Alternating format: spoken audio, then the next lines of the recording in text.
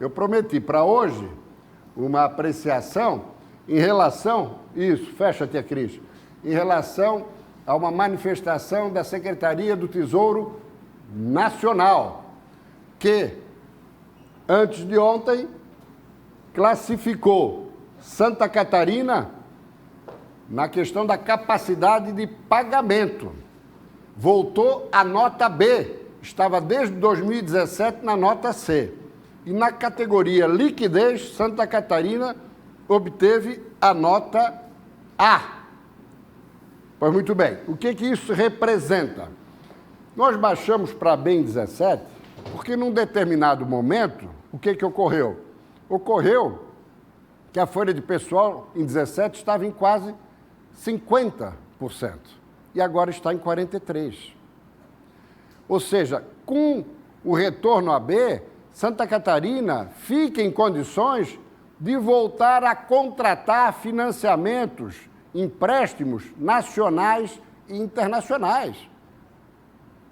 A proibição era do Tesouro Nacional, porque nós não estávamos fazendo a lição de casa. O contexto também da liquidez bota Santa Catarina numa situação de negociação com o governo federal em outro patamar. Mas por que aconteceu isso? E por que estão vindo agora os reajustes, meu caro Fernando? Falamos ontem, que na educação, se for retroativo a junho, naquela estratégia de fugir da lei federal, sim, burlar um artifício considerando que é o plano de carreira do magistério. Piso, né? O piso. Só esse ano, 400 milhões. Sim.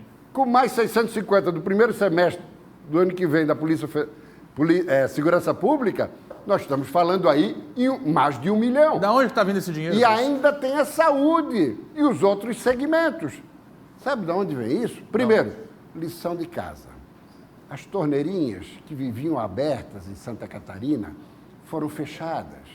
Contratos superfaturados em várias secretarias, a começar pela própria Secretaria de Administração. Contratos que custavam 700, 800 milhões, que passaram a custar 100, 150. Não só na administração, não. Saúde, infraestrutura, educação, em várias frentes. Torneirinhas foram fechadas. Acabou a farra, acabou a folia. Ou seja, um breque de arrumação naqueles excessos nada republicanos.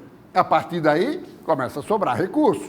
E mesmo com a pandemia, Santa Catarina vem respondendo muito bem sob o aspecto econômico, com crescimento do recolhimento de ICMS e a economia, de uma maneira geral, avançando.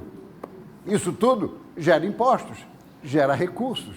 Então, além de estar bancando obras federais, a administração estadual, ainda sobra recursos para atender os servidores.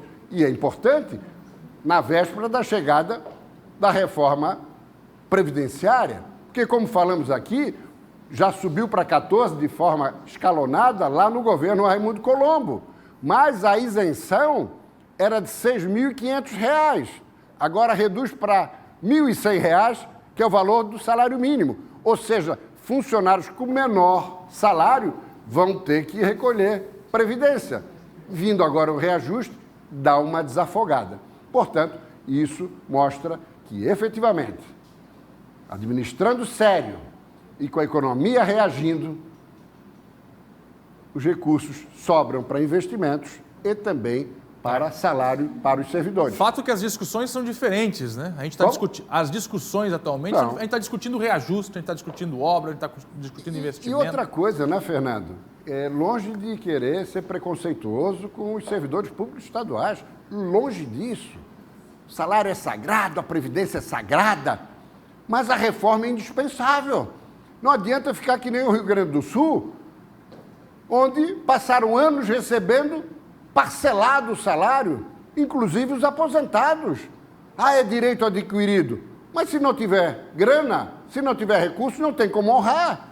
E como disse, é sagrado a previdência, a aposentadoria, o salário, mas tem que ficar compatível. E, além do mais, Santa Catarina não pode gastar tudo que dispõe e tudo que arrecada exclusivamente com 70, 80, 90 mil servidores.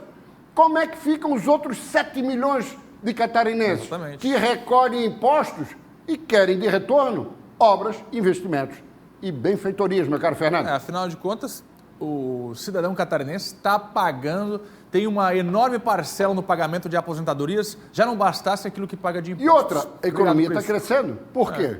Porque o Estado está avançando, mas também precisa a parte do governo. Investimentos infraestruturais, logísticos, para atender a população como um todo e não apenas um segmento. Prisco, obrigado. Abraço, até amanhã.